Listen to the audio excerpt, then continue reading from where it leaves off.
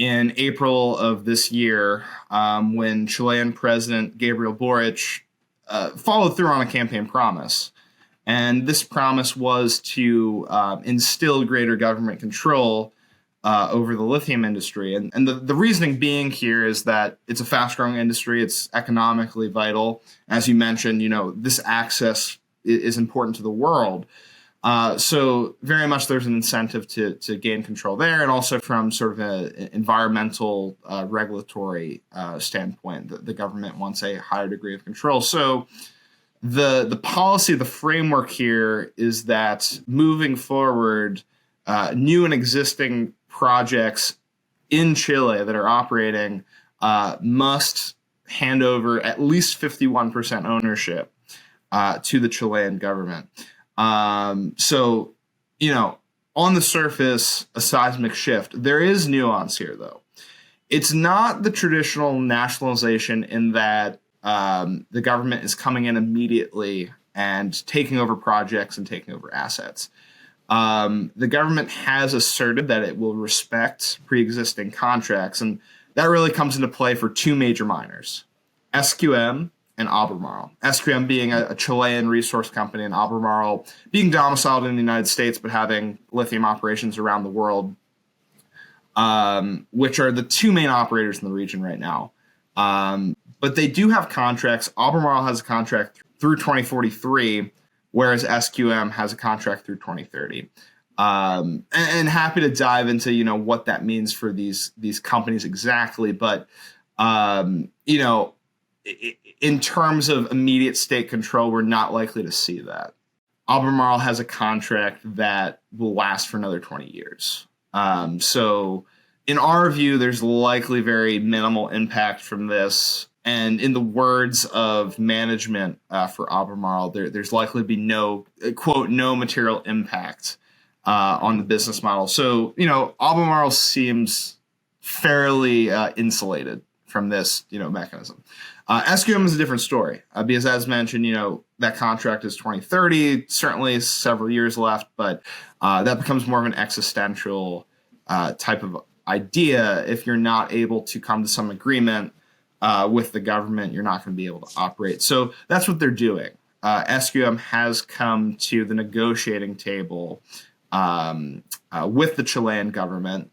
And that really started in May of this year, and we haven't seen much of an update yet. It's likely that we'll get a little bit more clarity by the end of the year, exactly what's going to transpire. I think the thinking in the industry is that what does come to pass is likely to be favorable to SQM, at least as favorable as possible when you're talking about more government control over a project, because SQM is one of the economic crown jewels for the country, and certainly it's the success of the Chilean lithium industry is largely predicated on what SQM is able to do moving forward. And then the other aspect here too is this policy is subject to change politically. We could see a completely new administration come in 2025. So if SQM is coming to the negotiating table before it has to, and likely this is to, get the best possible arrangement out of it. But at the end of the day, if the company doesn't see, a policy or a path forward that's favorable for shareholders, they could bide their time until 2025, see how that shakes out, and then go from there. If they have to come back to the negotiating table, they can. But again, very different story. Albemarle nearly unaffected. SQM will be affected.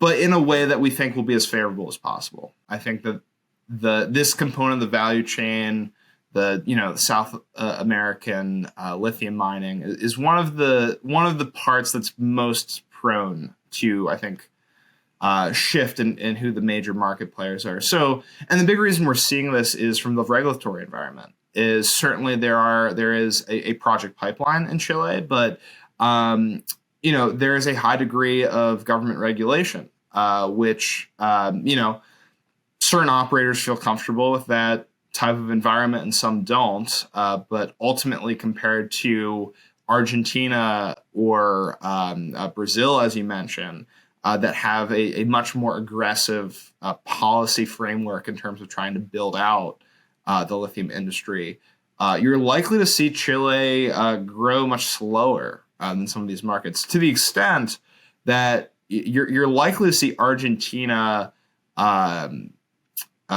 become a larger supplier of lithium by 2030, which is, a seismic shift from, and to recap, right now Chile produces 30%, Argentina produces 5% of global lithium, and Argentina is likely to grow quite quickly in the future. Brazil's an interesting one.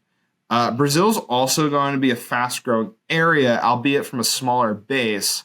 And there's a bit of a limitation there. For context, Argentina contains around 21% of the world's known lithium resources.